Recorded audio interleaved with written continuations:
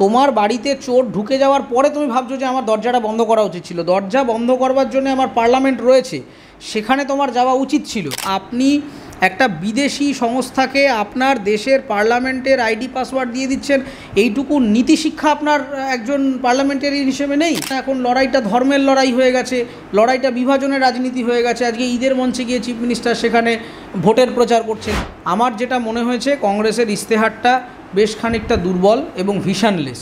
BJP যে একনায়কতান্ত্রিক একটা ব্যাপার আপনারা বলছেন ইত্যাদি করছে, সেটা করছে কি করে? তার কারণ হচ্ছে অপোজিশনরা তাদের জায়গা তৈরি করতে পারেনি, হঠাৎ শেষ মুহূর্তে এসে একটা জোট তৈরি করলো। সেই জোটটার কোনো ভিশন অ্যান্ড মিশন নেই। তারা যারা বিজেপিকে ভোট দিয়ে ফেলছেন তারা আলটিমেটলি বিজেপির সমর্থক হয়ে দিচ্ছেন না, তারা অল্টারনেট বলছে কাকে দেবো দাদা। ফলে হঠাৎ করে ইসরায়েল যুদ্ধ করছে বলে আমি ইসরায়েলের সাথে বলবো তোমাকে আমি মানি না, এটা ছেলে মানুষই, এভাবে করা যায় না।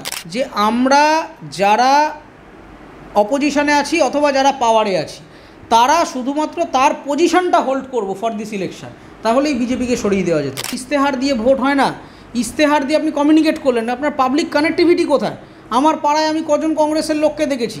আচ্ছা, এই তদন্তের সূত্রে আমি জানতে চাই যে কিছুদিন আগে তৃণমূল প্রতিনিধি দল ইলেকশন কমিশনের কাছে গেছেন এবং সেখানে যে তারা দাবি করেছিলেন যে কেন্দ্রীয় সরকারের সংস্থা, 4টি সংস্থা মেন, তারা তাদের ক্ষমতার অপব্যবহার করছে, বিজেপির হয়ে কাজ করছে এবং তাদের প্রধানকে তারা বদলানোর জন্য বলেছে লোকসভা ভোটের পূর্বে। সেই বিষয়ে কি বলবেন? দেখুন, সেই বিষয়ে আমার কিছু বলার নেই। Election commissioner is the responsible person. তার যদি মনে হয়, তার টিমের যদি মনে হয় যে হ্যাঁ এইটা করা উচিত, তাহলে তিনি অবশ্যই করতে পারেন। কিন্তু আমি আবারও আপনাকে মনে করিয়ে দিতে চাই যে নিশ্চয়ই আমারও কিছু ক্ষেত্রে গিয়ে মনে হয় হয়তো যে আইনের অপব্যবহার হচ্ছে, কেন্দ্র সরকার তার হয়তো ক্ষমতার মানে তার যে জুরিসডিকশন তার মিসইউজ করছে। কিন্তু প্রশ্নটা হচ্ছে যখন করছে তার আগে তুমি কি করছো? তোমার বাড়িতে চোর ঢুকে যাওয়ার পরে তুমি ভাবছো যে আমার দরজাটা বন্ধ করা উচিত ছিল। দরজা বন্ধ করবার জন্য আমার পার্লামেন্ট রয়েছে, সেখানে তোমার যাওয়া উচিত ছিল। তুমি সেখানে মানুষকে সংঘবদ্ধ করে বলতে পারোনি। তুমি আজকে আমি আবার এই যে প্রিভেনশন অফ মানি লন্ডারিং অ্যাক্টের ক্ষেত্রে বলি, আজকে সিবিআই বলি, এই সমস্ত জিনিসপত্র বলি, সিবিআই ইডি এগুলো কেন আসছে? আসার প্রয়োজন হচ্ছে কেন? আপনারা এই অন্যায়গুলো করছেন।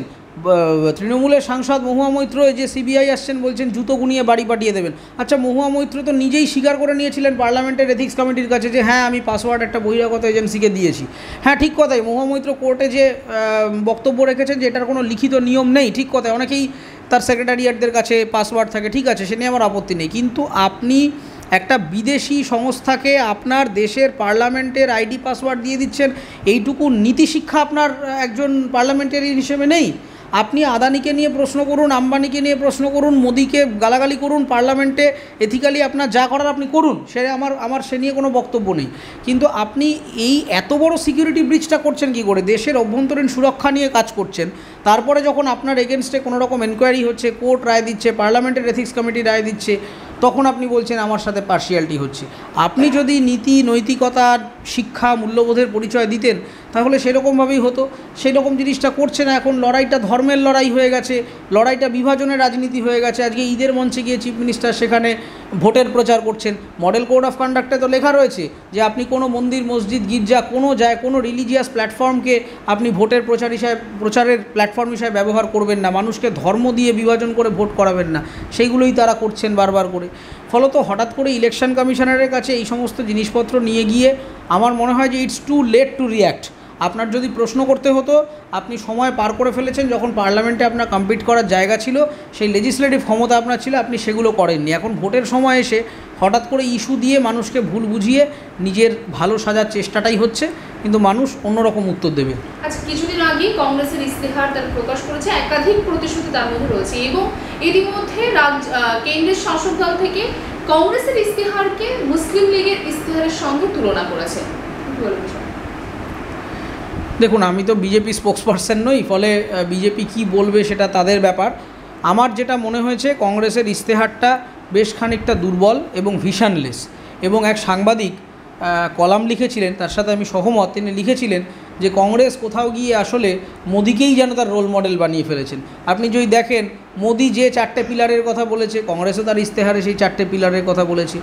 আজকে ন্যাশনাল কংগ্রেস বিরোধী হিসেবে নিজের জায়গা খোয়ে ফেলেছে। তাদের আচার আচরণ দেখে মনে হচ্ছে তারা যেন ইচ্ছে করেই খানিকটা মানে গা ছেড়ে দিয়েছে।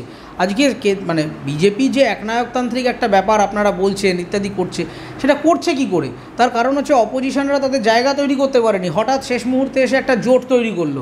সেই জোটটার কোনো ভিশন অ্যান্ড মিশন নেই, সেই জোটে কোনো দিন একসাথে কেউ কোনো জায়গায় এলো না, কংগ্রেস নিজের জায়গা প্রতিষ্ঠা করতে পারলো না, এবং তারা এখনও সেই মানে সাবেকি চিন্তাভাবনা দিয়ে মানুষকে বোঝানোর চেষ্টা করছে। আর অন্যদিকে মানুষ এখন অনেকটা এগিয়ে গেছে।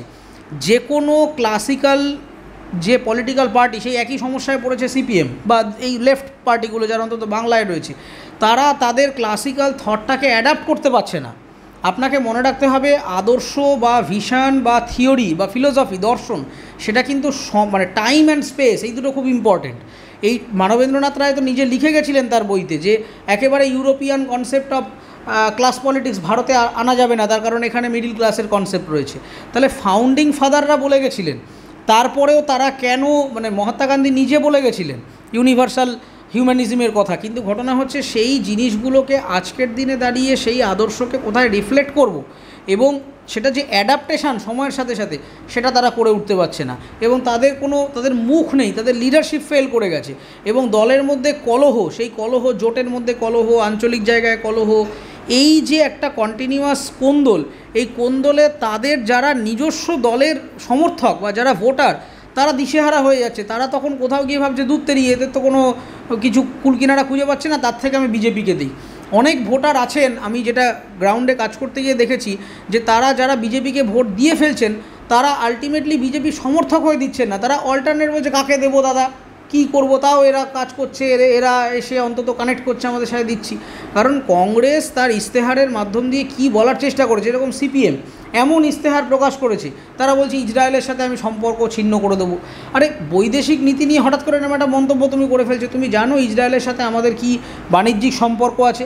হ্যাঁ, তার মানে ইসরায়েল যুদ্ধ করছে, আমি সেই যুদ্ধকে সমর্থন করছি না, কিন্তু একটা দিক দিয়ে তো শুধু আমি আজকে তৃতীয় বিশ্বের দেশ, আমার অর্থনীতি আরও 5টা দেশের সাথে সম্মুখীন, আজকে মিডিল ইস্টের সাথে আমার সম্পর্ক কী হবে তার ওপর ডিপেন্ড করছে আমেরিকা আমার সাথে কীভাবে রিয়্যাক্ট করবে, রাশিয়া আমার সাথে কীভাবে রিয়্যাক্ট করবে। ফলে হঠাৎ করে ইসরায়েল যুদ্ধ করছে বলে আমি ইসরায়েলের সাথে বলবো তোমাকে আমি মানি না, এটা ছেলে মানুষই, এভাবে করা যায় না।